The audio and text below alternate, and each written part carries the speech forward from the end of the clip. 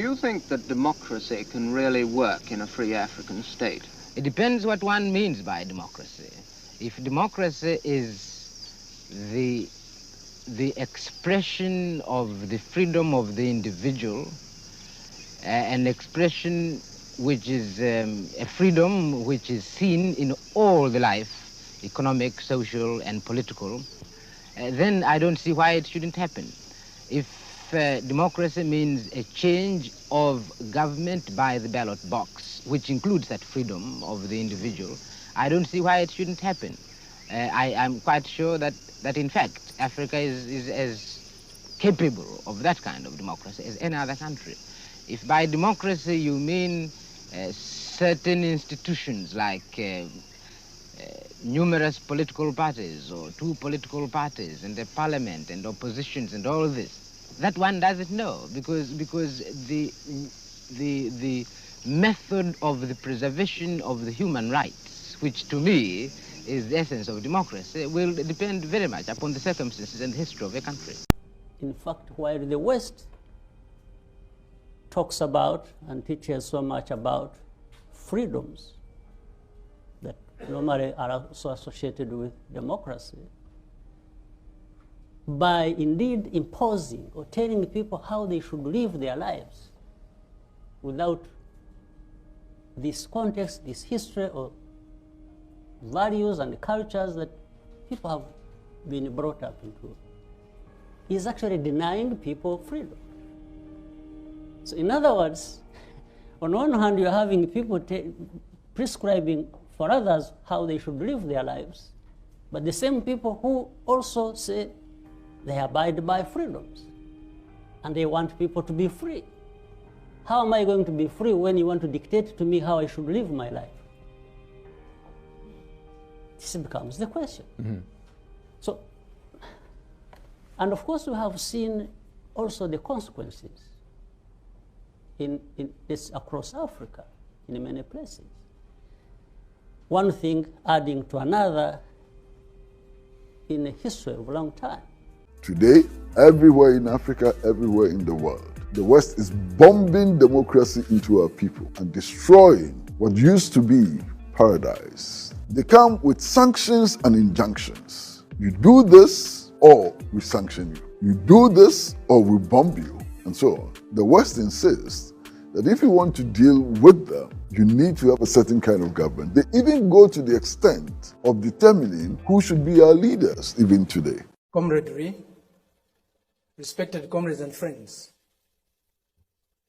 in a truly fair, free and peaceful world, democracy takes many forms of expression, not only one. I believe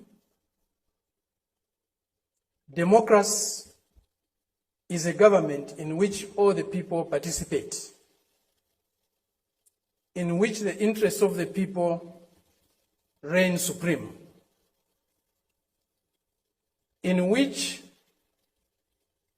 their country's sovereignty, their country's honor is at the top. It seems this month is a month of democracy discourse in the world.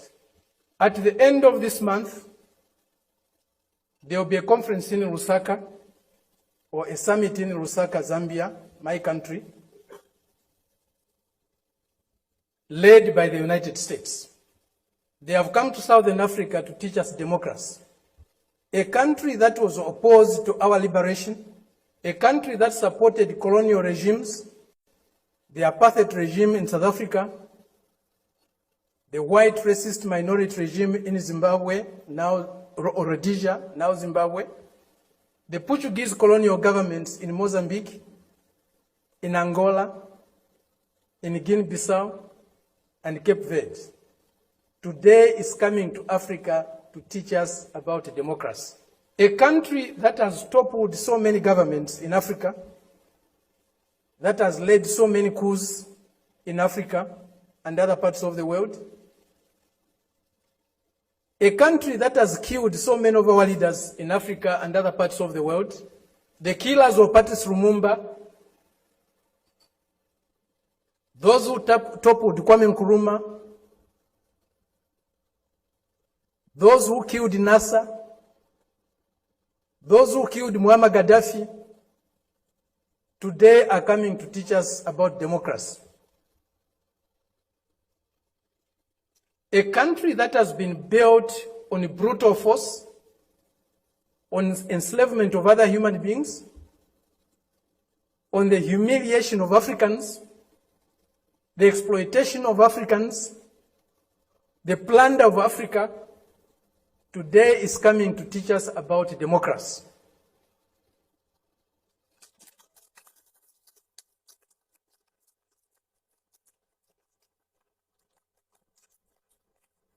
That's the arrogance, the imperialist arrogance, the racist arrogance that we're subjected to.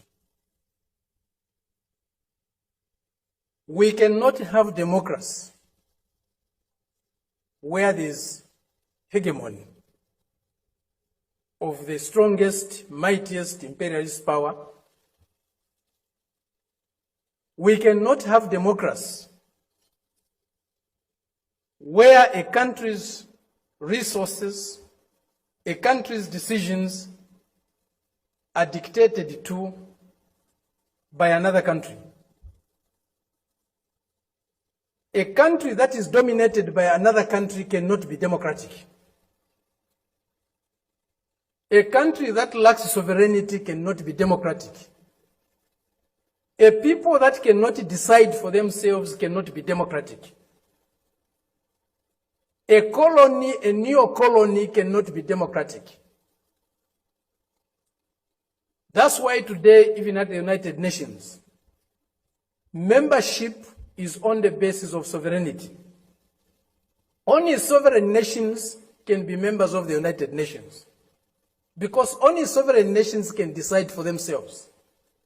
A colony cannot be a member of the United Nations. It's not by accident. It's not a mistake. If you have no respect for the dignity of others, if you have no respect for the sovereignty of other countries, you cannot claim to be a champion of democracy. They used to say, all roads lead to Rome. Today, we can confidently say, all roads to progress, all roads to what is better for humanity lead to Beijing.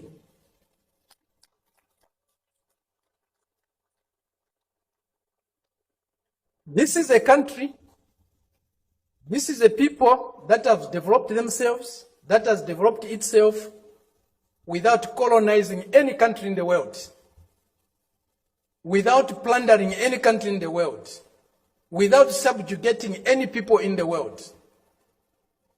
This is a country that is developing with maximum respect for others, for their history, for their cultures, and recognizes the diversity that is there in civilization.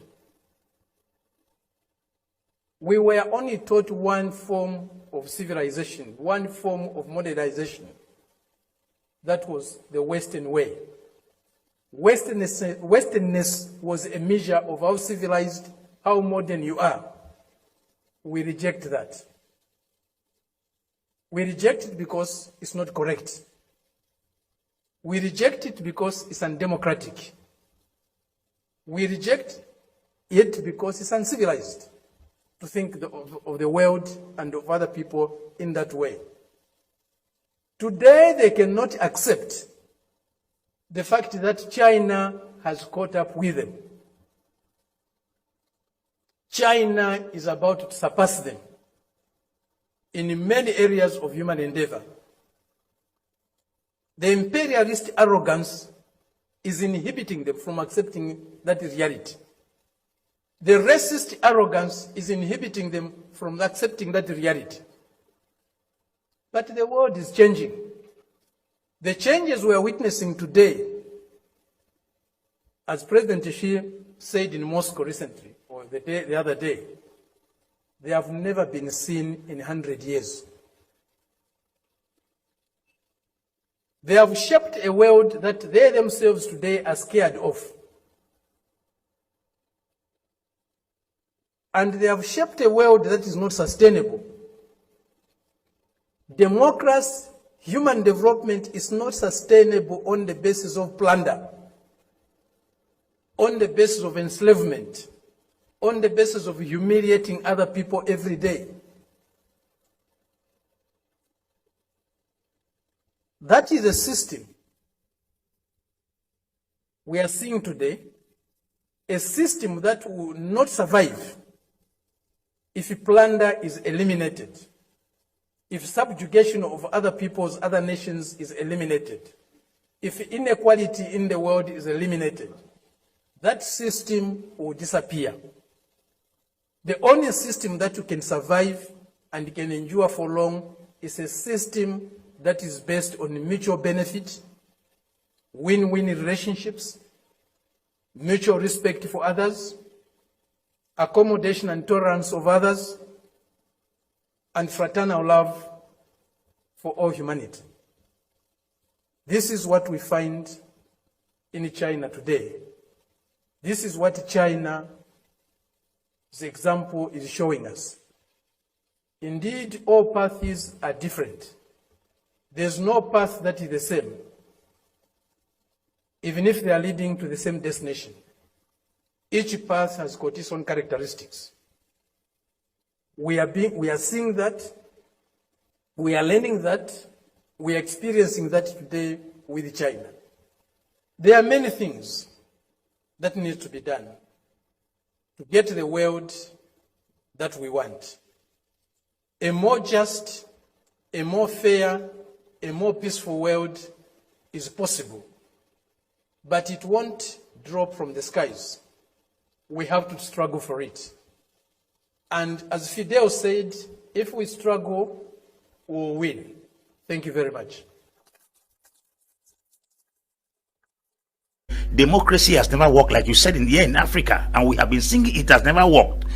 The juntas are producing more results. I'm not interested in how you get the power. I'm interested in how you get the job done. Whether you enter there through the window, if the job is being done, that's what's more important. Because if you want to coin this thing called democracy, it is an agenda set up in Africa to make the West to constantly be in control of Africa.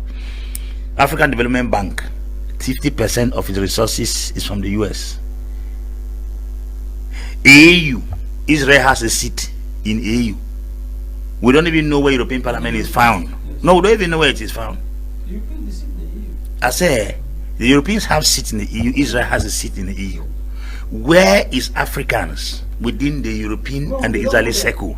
Nowhere to be found. So it tells you that we don't know what we do. We don't know what to do. They are the ones who come to tell us what to do. You are telling me that somebody has been in leadership for 40 years, he does not know what to do. They are still telling him. And the person who is telling him what to do is like a son to him. That means younger children who have come into leadership are guiding parents who have been in leadership for para 40 years. Is that not an improper fraction if you want to weigh it on fraction? That a child who came to power yesterday is the one counseling you who has been in power for 40 years. Something is wrong. So the reason why I say we should allow this new trend of leadership to prove to us that we have failed for 60 years, the better. It's the truth. These young guys in Burkina Faso, in Niger and Mali, they are proving to us that how you come to power is not as important as what you do with power. Because they will tell us democratically elected. It sounds like good English. The English doesn't help us. We don't want democratically elected as per se. We want people who can get the job done. And if at all a leader comes that is getting the job done, how he came to power should not be the focus. It should be what he's doing with the power. Because our so-called democratically elected presidents have been given power for many years and there is nothing substantial that has come out of it. So what do you want in the village? Do you want a king that is going to change the community, or you want a king that came from the loins of kings? Because another witchcraft in Africa is that we must look for somebody that comes from the loins of the king, even if the person is a dunce. We should allow him to sit in the place of responsibility, which is not correct. I think we should look for people who are competent to get the job done. You are going to call Paul Kagame a dictator. As long as he's getting that job done, he's not a dictator. To me, he's a developer. You're going to call Ibrahim Traoré, or you call Assimi Goïta, they say he has banned political parties. It is not very nice grammar. It is democratically wrong to ban political parties. Since they had democracy, since 1960 till date, what did they do? What has it done to them? So it is important. The Africa now, my point of emphasis here today is that the Africa that was in 1960, that had some of those people who did not know left from right. This is a new Africa. The level of awareness, like Mr. Sakwe said, he said they will meet Africa economically the same. They may meet them infrastructurally the same. They may meet them politically the same, but they will never meet them the same in terms of ideology. Because the campaign and the awareness right now in Africa has become a very dangerous zone. If it were to be in the past, a man like Traoré would have been kicked out of the picture. Assimi Goïta out of the picture because the people were not aware. This level of prolongation for him to still be in power now tells you that the same people that existed in the days of Sankara are not the same people who are in there of Ibrahim Traoré.